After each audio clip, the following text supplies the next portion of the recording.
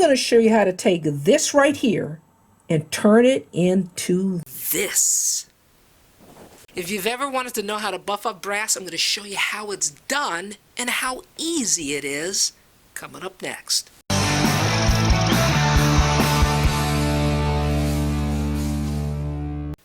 To get started, we need a couple things. First, you need polishing compound, and that's what this is here. But don't be thrown off by the different shapes. The shapes really don't matter.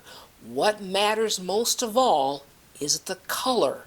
Now, why is that? Well, here's the thing. Depending upon the metal you're going to polish, well, the color you use, it's dictated by that. So, for example, if you're polishing like gold or copper or brass like we are, that's considered a soft metal. And in that case, I like to use a Tripoli. Now, say for example, you've got cast iron and it's kind of rusty. Well, you would want to go with a black color because these are have more grit. Now, polishing compounds, they're a lot like sandpaper. They come in different grits. They come in coarse or very fine, depending upon, well, what you're going to polish. Maybe you're wondering, how do you know which color to use on various metal? Well, it's really simple. You know, when you go to the store, generally what accompanies a polishing compound is a little chart, and it tells you which color is best with certain kinds of metal. Now, the next thing you're going to need is you're going to need a buffer grinder. In a pinch, you can always use a drill with a buff on the end. So don't let that hold you back, okay?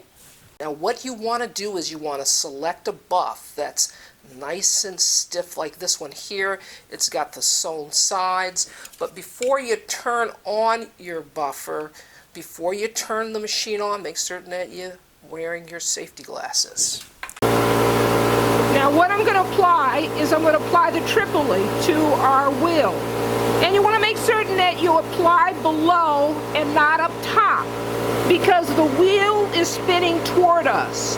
And if we apply the Tripoli to the top of the wheel, it may kick it back at us. So that's why I always apply down low. Now, it doesn't take a whole lot.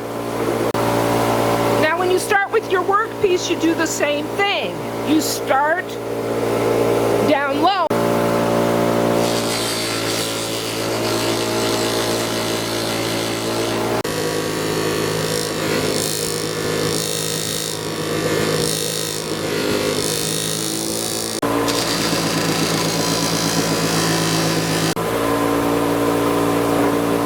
So there we go. There's the finished door handle. Now all I have to do is take it and install it. This is Leah saying you can do this. See you next time.